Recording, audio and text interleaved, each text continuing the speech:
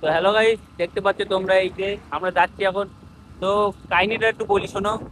এই যে আমরা হ্যালো আমরা গাইস। এসেছিলাম এই আটুটায় বিরিয়ানি খেতে। তো সে ভুল করে একটু দোকানটা পাসিং কাটে এগিয়ে এসেছি, তো এই দোকানটা দেখতে পাইনি তাই। তো এখন সোজা ওই বসে আর যাচ্ছি পিছু না তাই। मतलब वो अलग ही लेवल का बंदा था। তো এখন জীবনে সোজা লক্ষ্য সবসময় হ্যাঁ, সামনে রাখো, পিছনে এক ছেড়ে দাও, পিছনে এক প্রেজেন্টকে ছেড়ে ধরো। দাও। এরকম আমাদের মতো একবার পাসিং কাটে চলে আসতে পারলি সোজা চলে যাও।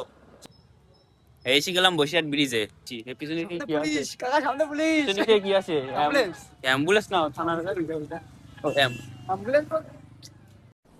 डिप्रेशन। তো গাইস, এই উঠি পড়লাম হোটেলে, আর এই বসে বললাম টেবিলে। রাস্তার আফসোস। আরে ফাতি বসলাম প্লেটে। আরে আমাদের খাওয়া শেষ,